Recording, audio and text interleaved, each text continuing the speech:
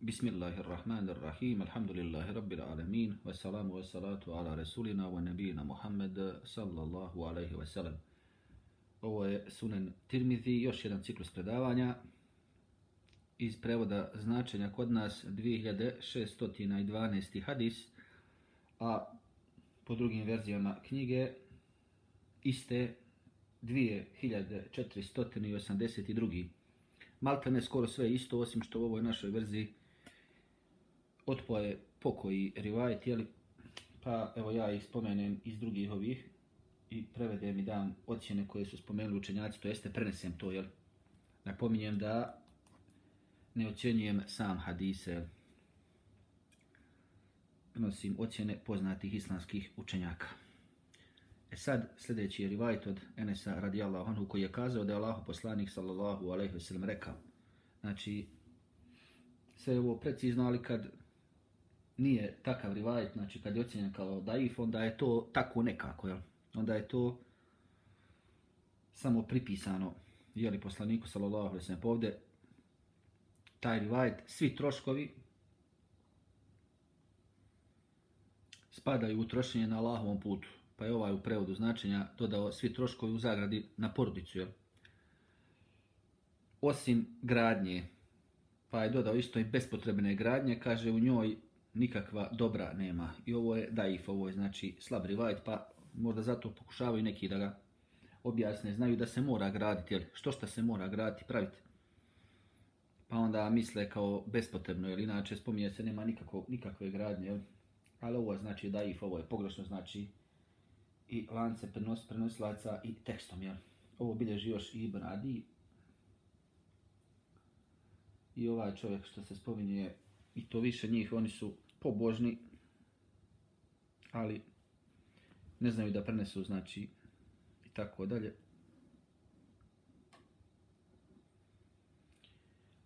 Pa je ovo slab rivajet, jel?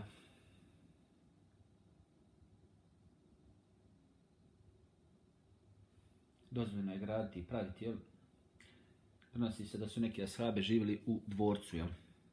Normalno nije to bio dvorac današnjih ovih razmjera i mjera i vrijednosti, ali u poređenju sa onim što su imali neki drugi, to je nazvano dvorcem, jel? I u nekim vremenima nije se imao imetak na šta potrošiti.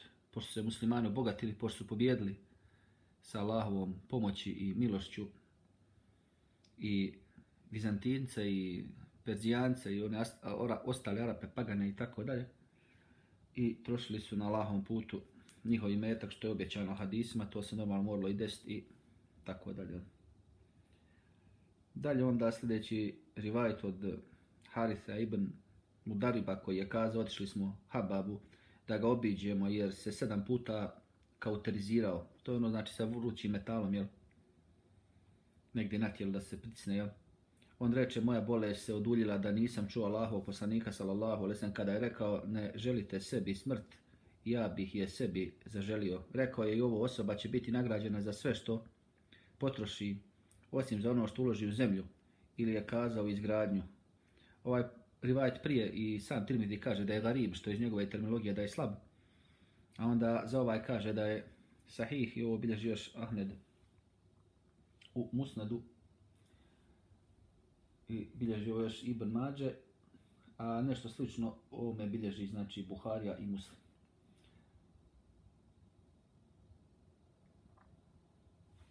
Onda ima i nastavak za ovo kao komentar.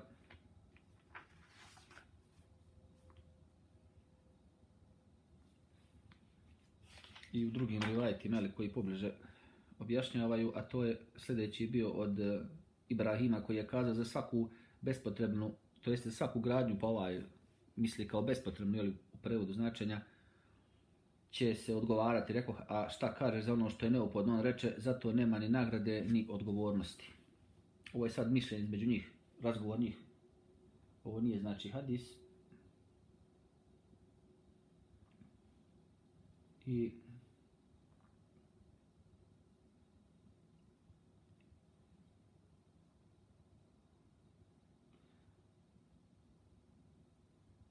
evo u ovoj verziji knjige i ne mogu da nađem ovo.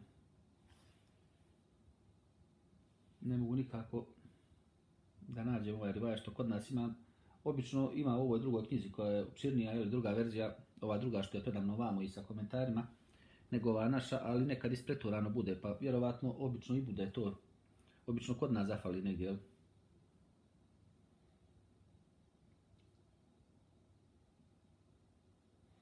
Onda o čemu se radi, znači nema problema. Problem je samo znači u razmetanju, u pretjerivanju, u oholosti i tako dalje. A što ovaj kaže ovdje ovome o savjetu jedan drugoga, normalno to nije tačno. Normalno da ima nagrade i u gradnjama, jer to jesu vakufi, jel? Vakufi, građenje mesdžida ili neke kuće za putnike, namjernike ili za siromahe i tako da je normalno da to ima nagrada. Nema sumnje da je to tako. Oni govore znači u nekome drugome kontekstu, jel? Ili pogriješili su, nije nikako, nikad ni to problem reći, jel? To bi bilo to.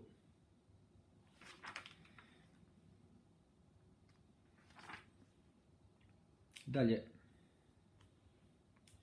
sljedeći rivajet, pošto je ovo malo ispreturano, ne mogu da nastavim ono brže da pričam, jel? Ali, nego što sam navikao, jel? Pa može nekome to biti iritirajuće i ja volim da se odmah priča, zato u mene uvod brz na ders i kratak završetak, jel?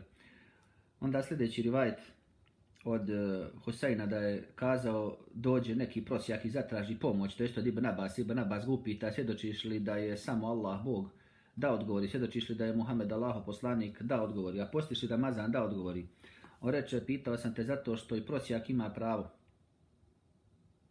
Dužni smo te pomoći i dade mu odjeću, a onda reče, čuo sam Allahov poslanika sallallahu alejhi ve sellem kada je rekao koji god musliman obuče muslimana davši im odjeću, bit će pod Allahovom zaštitom sve dok je na njemu i krpa od te odjeće. Ovo još bilježi i Hakim i Ahmed, ovaj rivajet, ali ovo je daif. Ovo nije znači vjerodostojno.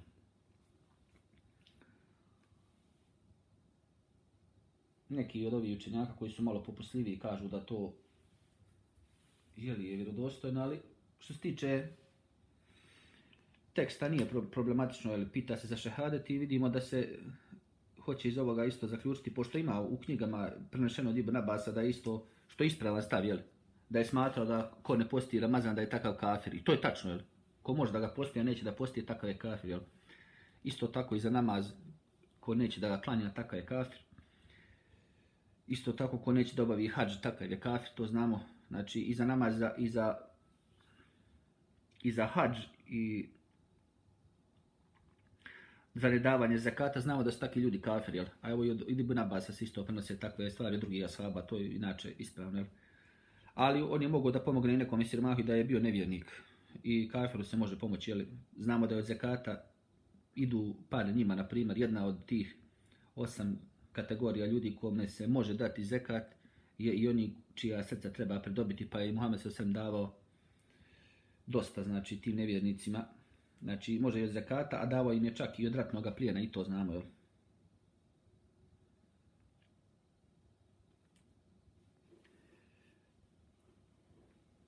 Dalje,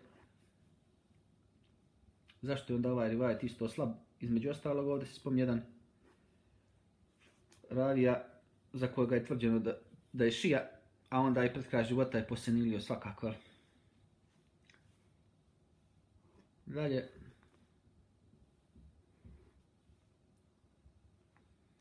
onda što se tiče ove nagrade, da je neko pod Allahovom zaštitom, to znači, postoji rečeno ono drugim riječima, zime, jel?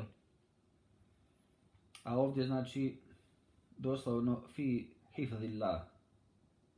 Tako da, to se koristi kao sinonim, znači, ako je ovaj ovdje rivajet slab, imaju normalno potvrde za ovo, jeli nekim drugim i hadisima, a i ajetima, jel, kao što znamo.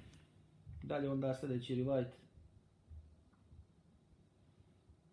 je od Abdullah ibn Selama, a onda isto postavlja se pitanje ovdje prije zašto ga i pitao još, znači Ibn Abbas, pa hoće da kaže u ovome kontekstu pita ga zato ako je musliman onda će imati ovu nagradu, ako muslimanu pomogne, a ako pomogne nevjerniku ima neka druga vrsta nagrade, jel? Ali opet ovo je slab rivajet, tako da ne mogu čak ni da mu rađe direktno potvrdu u ovim drugim rivajetima, u nekim drugim hadijskim zbirkama. Za ovo, jeli, za doslovno ovu vrstu nagrade, jel? Ali nešto slično tvrde da se bilježi i u tarihu kod Buhari, jel? Tarihul Kebir, znači u njegovoj drugoj nekoj knjizi, nije Sahih Buhari, jel? Ali ovdje ima dosta ovih slabih ravija. Dalje, onda hadis od Abdullah ibn Selama da je kazao kada je Allahov poslanik sallallahu alejhi ve sellem došao u Medinu, svijet, odnosno ljudi, odjurili su pred njega. Znači, izašli su da ga dočekaju žurno i znamo ono kako su i čekali i tako dalje. Iščekivali su, kaže. Neko reče, došao je Allahov poslanik sallallahu alejhi ve sellem, pa sam i ja otišao sa svijetom da ga vidim. On je tada bio, znači, Židov, jel? Kad sam pogledao lice Allahov poslanika sallallahu alejhi ve sellem, znao sam da njegovo lice nije lice lažova. Prvo što je progovorio bilo je: o ljudi, širite selam, hranite gladne i klanjajte dok svijet spava, ući ćete u džennet spašeni. Ovo je ocjenjeno kao sahih. Dalje od Enesa da je rekao, kada je vjerovjesnik sallallahu alejhi ve sellem došao u Medinu, dođoše mu muhadžiri i rekoše: Allahov poslaniče, nismo vidjeli da je neko prema nama ljepše postupio, svejedno da li je bio bogat ili siromašan od ovih kod kojih smo odsjeli. Dali su nam sve što nam treba i sve sa nama podjednako dijele, tako da se bojimo da oni ne pokupe sve selape, to jest sve nagrade. Jer vjesnik sallallahu alejhi ve sellem će na to neće ukoliko se budete molili Allahu za njih i ukoliko im budete zahvalni na tome. Znači da im se odužite na takav način, dovite za njih i tako dalje, jel? Tiče ovoga rivajeta ocjenje kao sahih. Da ima neki lični osjećaj što čovjek ima, pa ovaj od sebe prenosi, kaže, kad je vidio lice Muhameda s.a.v. znao je da nije lice lažova. Ali to nema, znači, potvrdom nekom hadijskom ili kuranskom, da čovjek može da vidi nečije lice, da kaže ovaj je kriv ili ovaj nije kriv, ovaj je kriva ili nije kriva. Znači, to izraz lica i to nečiji takozvani nur i to se ne prihvata. A tačno je, znači, da Muhammed s.a.v. imao i znakove, znači, na tijelu poslanstva. Znači, njegov znoj miriše na miris, to znamo. Ima najmekše ruke. Ima na leđima pečat poslanstva, jel? Pa onda ono gdje su rasporena pluća bila, znači, ostao je ona linija, jel, gdje 2 puta su mu pluća otvarana, kao što znamo, i čišćeno srce i vađeno. Doslovno, bukvalno tako. To su bile te muđize prije i poslanstva, jel, što imao. To je sve poznato, spomenuto u Sahih Muslimu, ja sam to navodio da u detalj, jel? To bi bilo to, znači. Onda imamo rivajet od Ebu Hurera sljedeći, kaže da je Muhammed sallallahu alejhi ve sellem rekao: onaj ko je sit, a zahvalan, to jeste Allah subhanahu wa ta'ala, na rangu je postača koji post strpljivo podnosi. Stiče ovoga rivajet ocjenje kao hasen. Ovo bilježi još i Ahmed, Begavi isto, Ibn Huzeyme, Ibn Hibban, Hakim, isto Ibn Mađa i tako dalje.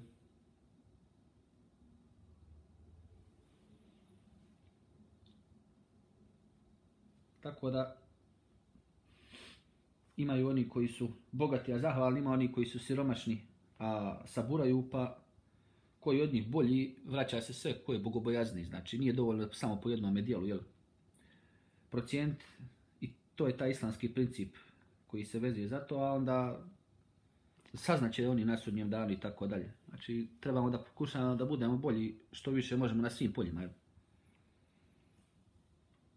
To bi bilo to, jel? Ovdje opet kažem od zbirke do zbirke ispreturano, tako da ako budete čitali neke druge verzije, ne mora biti da ćete naći ko što ovdje našli, jel? Dijeljenje, znači, i žrtva Ensarija isto poznata. Žrtvovali su se i muhađiri, ali i Ensarije isto. I o tome nam govori i Kur'an u 9. ajetu sure Al-Hašr, imamo spomen toga, jel? Da oni vole one koji im se dosoljavaju, u grudima svojim nikakvu tegobu zato što im daju, ne osjećaju i vole više njima nego sebi. Mada im je i samima potrebno. To znamo, jel? To je jedan dio toga ajeta. Onda sljedeći je od Abdullah ibn Mesuda koji je kazao da je Allahov poslanik sallallahu alejhi ve sellem rekao: hoćete li da vas obavijestim o tome ko će biti zabranjen vatri i vatra njemu.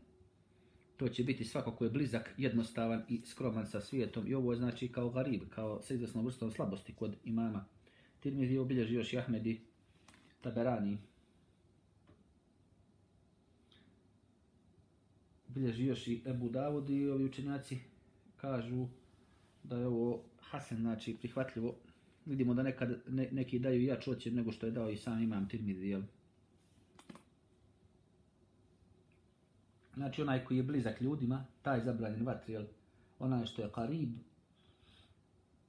i onaj što je hejin, kao jednostavan čovjek, ne komplicira, jel? Kada komunicira i kada pomaže i kada mu se pomaže i nešto slično uvijek, jel? I onda isto i skroman čovjek.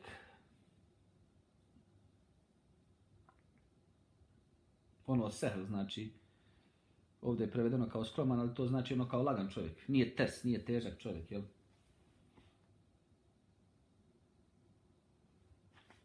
To se treba uzeti u obzir. I onda treba se okititi ovim osobinama. Ovo, znači, što se spominje ovdje i hejin ima više, znači, osobina, da je to kao prijateljski nastrojen, da je dobre prirode čovjek, da je civilizovan, da je kulturan, da je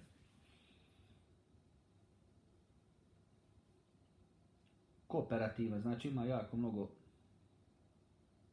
tih, jeli, osobina i sinonima za ovu riječ, jel?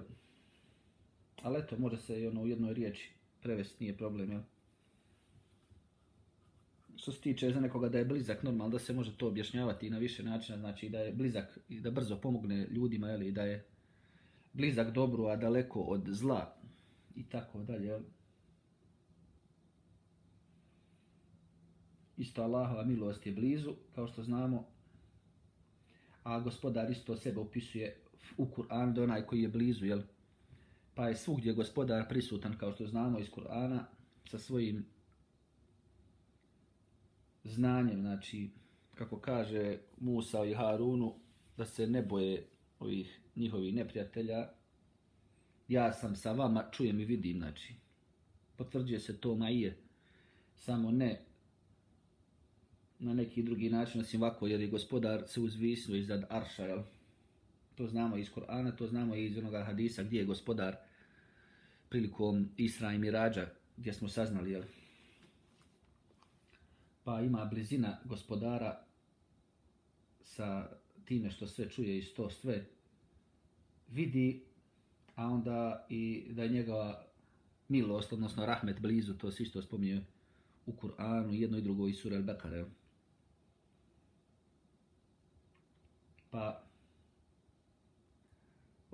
iako su ove osobine, znači, zavise i od drugih ljudi, jel? Da bi se moglo praktikovati, hajmo se mi pobrnuti da smo mi inače ovaki, jel?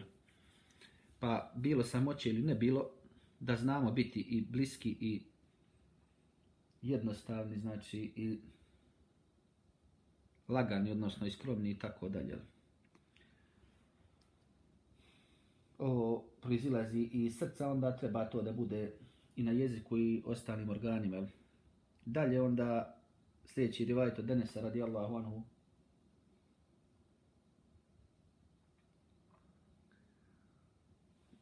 I nije ovaj rivajet, znači, vjerodostojan.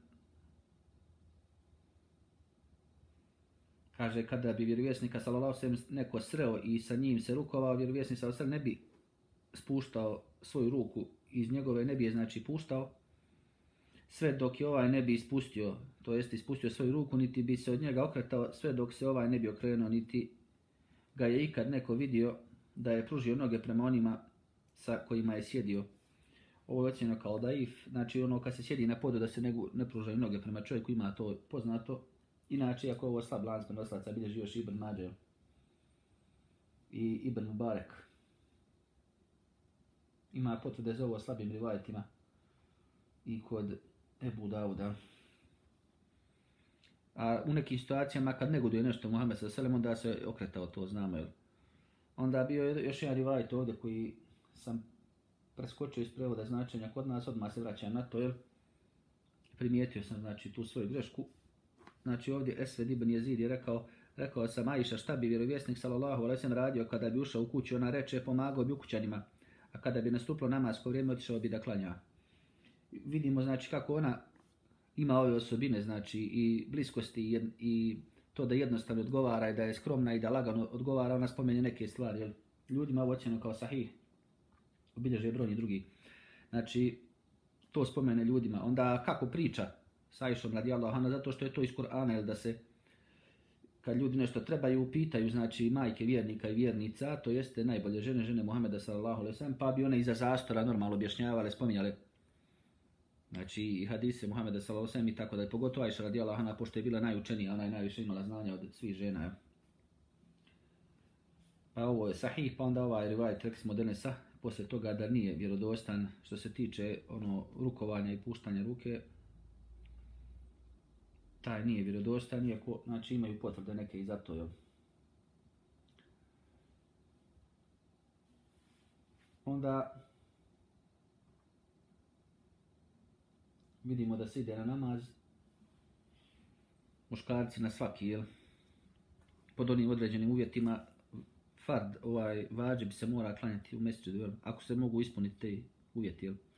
Dalje od Abdullah ibn Amra da je Allahov poslanik sallallahu alejhi ve sellem rekao, jedan je čovjek koji je živio prije vas, izašao u svom ogrtaču oholeći se u njemu, pa je Allah naredio zemlji te ga je progutala, on će u nju propadati ili je kazao tonuti sve do sudnjega dana. Znači to je poniženje ovome što se uzdiže, poniženje mu je da propada, znači. I ovo je kao sahih, jel? Upozorenje da se čovjek ne oholi ni hodanjem, niti odjećom, oblačenjem, jel? Onda sljedeći rivajet od Amra ibn Šuajba, a on od svoga oca, od svoga djeda, on od vjerovjesnika sallallahu alejhi ve sellem da je rekao, oholi će na sudnjem danu biti proživljeni u liku ljudi, ali poput sitnih mrava.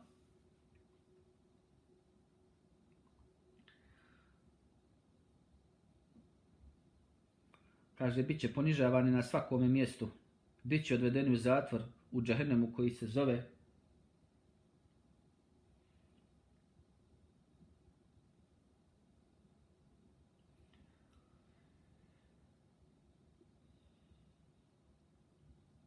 se Bules.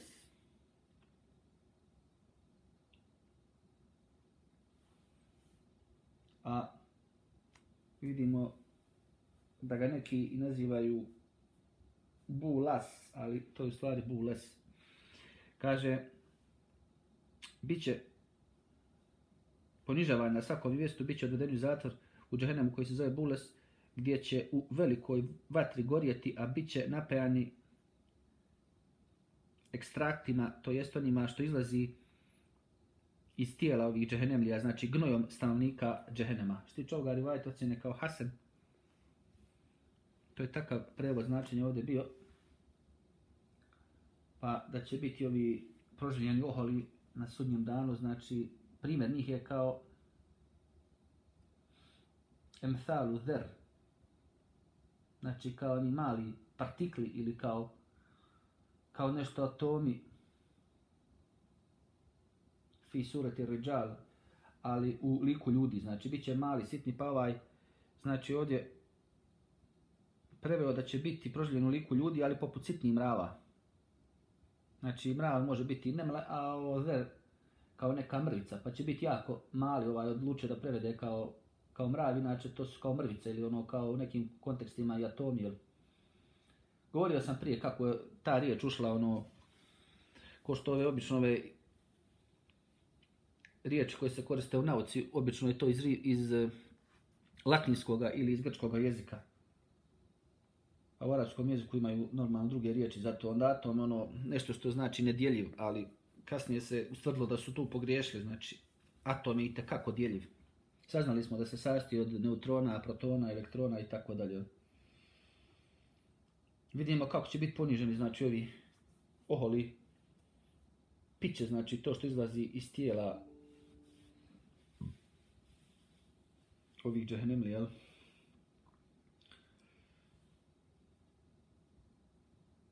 To ono se spominje kao tinetul habal, kapljevina iz tijela ovih džehennemlija, pa su oholo hodali, pa će tako propadati, pa su oholo jeli, pa će tako onda i piti.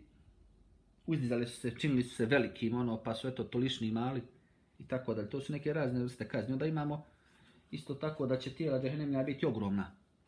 Jedan njihov zub kao brdo Uhud, kao što smo saznali iz Sahih hadisa, ali ovdje ima i da će neki biti sićušni, mali, pa onda opet normalno da nije kontradikcija, ne moraju svi proći kroz sve. A onda neki kafiri se ne ohole, ali oni su mušici iz ljubavi prema kufru i širku i prema tagutima, na primjer, ima i tako. A onda isto ovo se spominje da će biti tako i na sudnjem danu, što ne znači da u džehennemu neće i nakvasati i imati ogromna tijela, jel? Mada nema nikakve kontradikcije svakako, jel? Svi ne moraju kroz sve proći imati istu kaznu. Nisu im ista ni zlodjela bila, jel?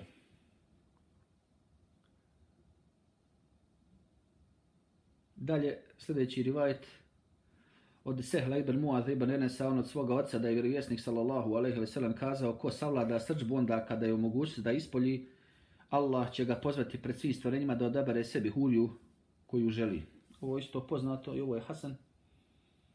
Znači, do većega broja hurija dolazi se time da čovjek, kad može da ispolji srdžbu, ne učini to, jel?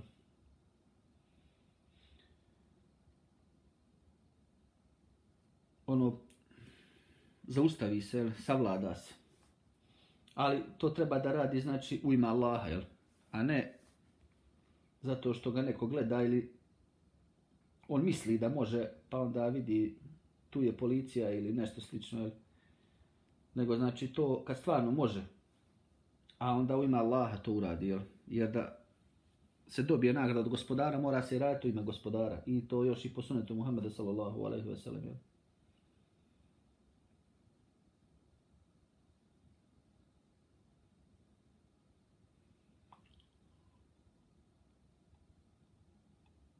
Dalje, sljedeći rivajet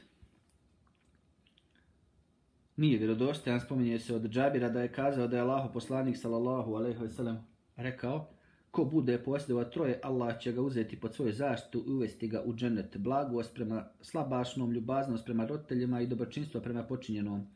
Ovo je ocjeno kao garib, sam kaže Imam Tirmidhi, i ovo je slabo i o tome nam govori i Mubarek Puri, jel? Ovaj je odbacen, a ovaj drugi isto nije dovoljno poznat, znači međuhul. Što se tiče ovoga, rekli smo daif, slab lanac prenoslaca, ali tačno je da treba biti blag prema slabašnom, da je to dobra karakteristika, nema nikakve sumnje, jel? Isto tako da je čovjek dobar i da čini dobročinstvo prema roditeljima, nema nikakve sumnje da je i to dobro. A onda dobročinstvo prema počinjenom, odnosno prema robovima. Oni koji su memluk, u nečije vlasništvo, kako se kaže, iako je zabranjeno i govoriti rob ili robinja i gospodar ili gospodarica, ali na to se odnosi, znači. A tačno je da se prema svima njima može činiti dobročinstvo, ali ovako ova kombinacija nije vjerodostojna, znači. Ovo je slab lanac prenosilaca. I evo vidimo da ne mogu da nađem ovaj govor vam učenjaka po ovoj drugoj verziji knjige, jel?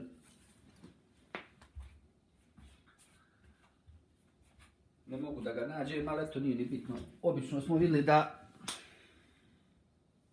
ova je naša verzija kraća i fali nešto, jel? Ali ovaj put nije tako, jel? Imamo više ovo, ali ovo nije ni bio hadis, ovo je bio govor ovih. Tako nije neki veliki gubitak, jel? Ima još jedan rivajet, znači, koji nije ovdje nađen da bi mogu, znači, njegovu ocjenu da spomenem, jel? I to je onda tako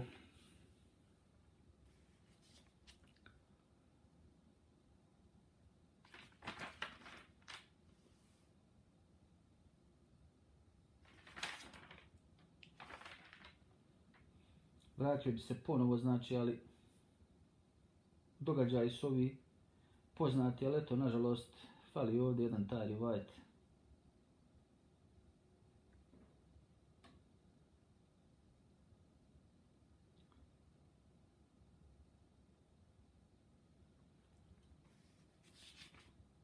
Šta ćemo sad?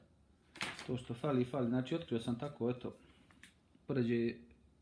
poređenjem da fali. Normalno ovo nije ništa novo, jer učenjaci se ovi neki bave, imaju neki poseb, znači, koji istraživaju sve ove, jeli, mahtutate i ove razne mutune i tako dalje, pa pronađu razne vrste grešaka i nekad štamparski, nekad od ovoga što je prepisivao, znači rukom još prije, pa onda i dan danas neke greške budu, jel?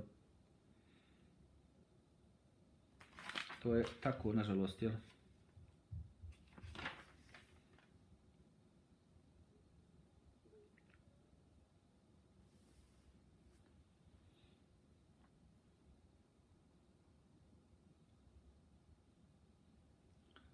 Evo, pokušavam to da lociram ovdje sve, znači, ali evo, nema neki sad tu poseban propis da je nešto što niste znali ili nismo znali, ovaj koji inače čitao hadise, ali imaju tako neki rivajeti koji su po ovoj drugoj zbirci koja je obično opširnija otpali, jel?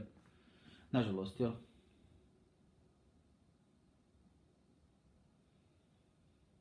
Pa sam naveo znači o selamu što sam prenosio od Abdullah ibn Selama, jel? Da je prenio od Muhammeda s.a.v. da je to ocjeno kao sahih, onda Ebu Hurera je bio sljedeći rivajet da će stići onaj zahvalni nagradom, jeli, od Enesa je bio isto vrijednosti muhađira i to je bilo sahih. Onda od Abdullah ibn Mes'uda od 3 osobine dobri ljudi i to smo spomenuli smo onda rivajet od Esveda koji je isto sahih, pa onda od Enesa još jedan koji nije bio vjerodostojan, jel?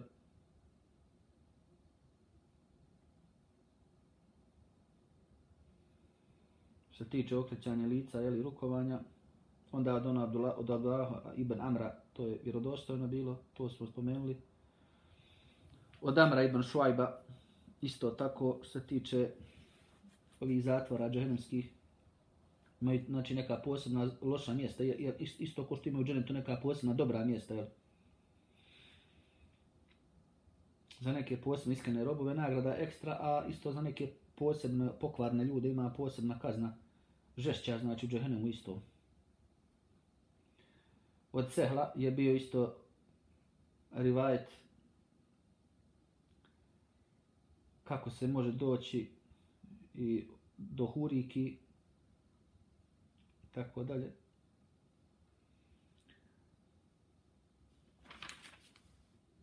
I onda sljedeći onaj poduži rivajet od Ebu Zera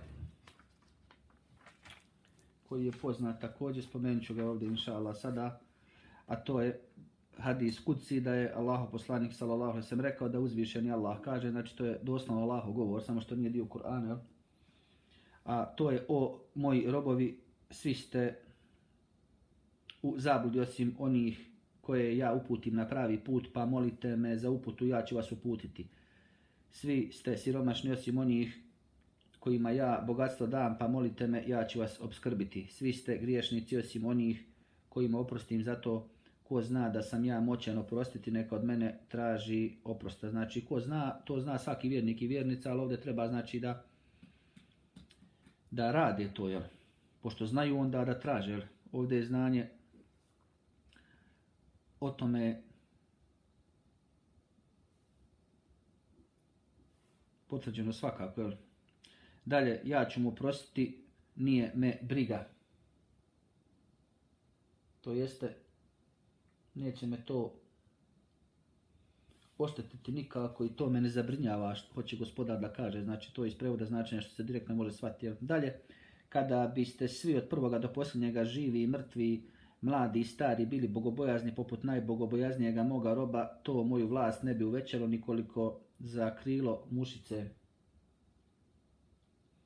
To znači nema nikakvoga efekta, jel?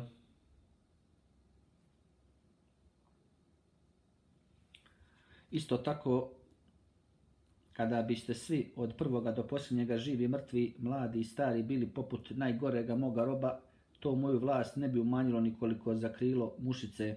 Kada biste se svi vi od prvoga do posljednjega živi, mrtvi, mladi i stari sakupili na jednu visoravan i svaki od vas zatražio što želi, i kad bi svakom od vas dao ono što je tražio, to od onoga što posjedujem ne bi umanjilo nikoliko bi neki od vas na igli kada bi je umočio u more vode izvukao.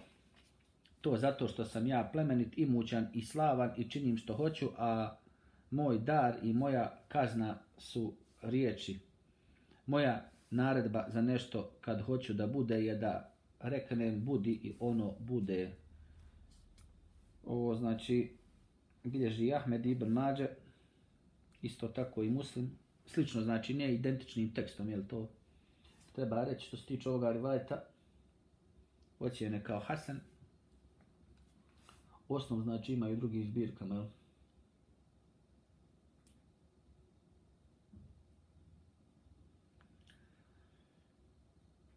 I kaže moj dar i moja kazna su riječi, odnosno kažnjavam sa tim, jel?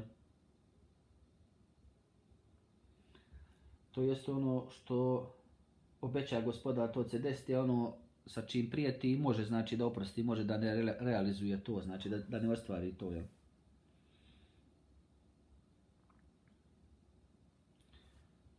Pošto je ovo poznati rivajet i objašnjen u detalji prije,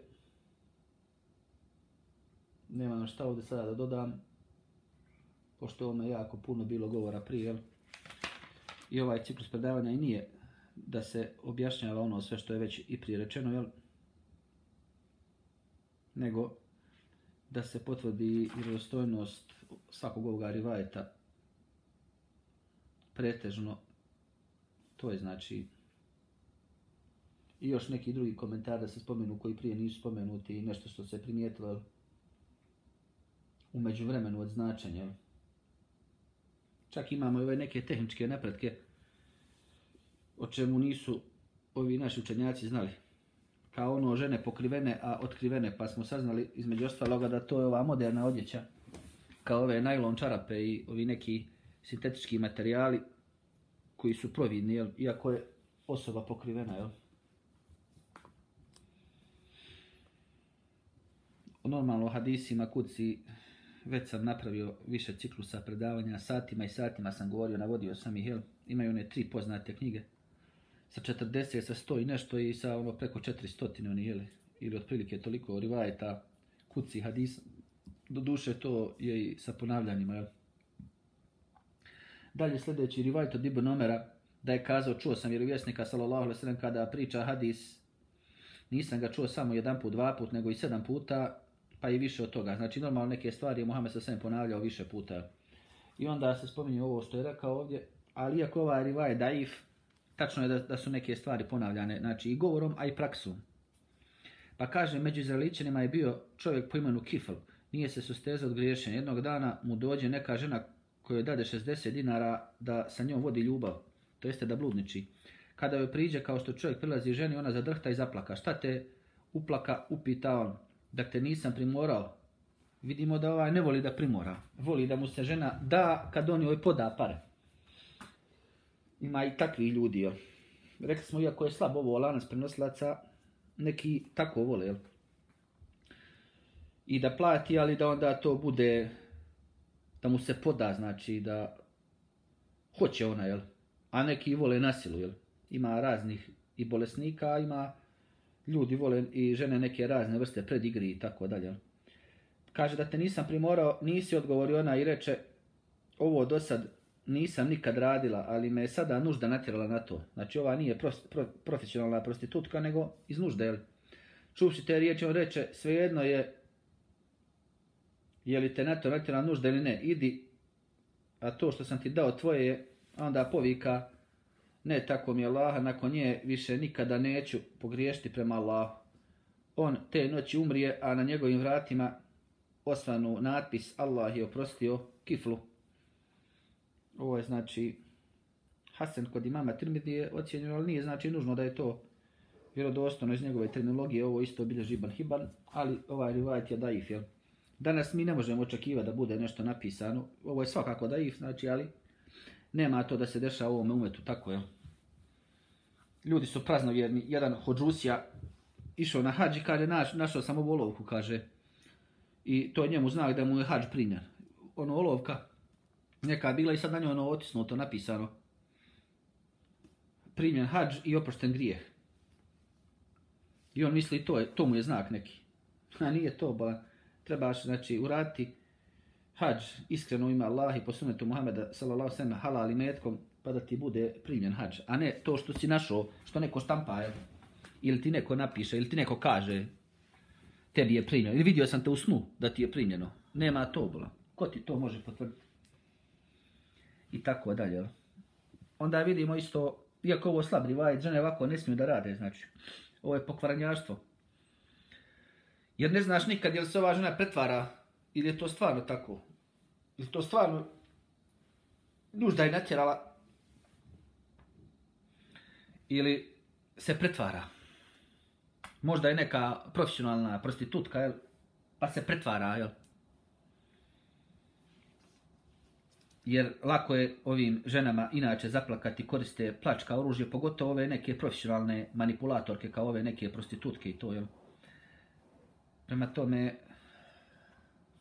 ne znaš nikad, jel? A s druge strane, hoće na veliko, znači. Ovo je lova bila, znači, tada ovih 60 dinara, jel? Na primjer zlatnika i to. Mogla je tražiti, mogli dobiti 1 dinar, nužda mi je.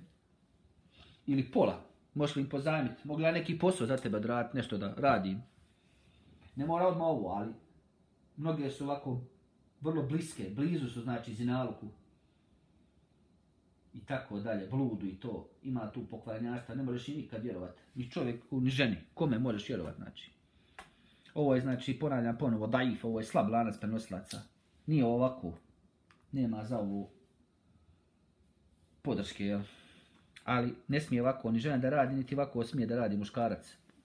Nema oprosta ovako, jel?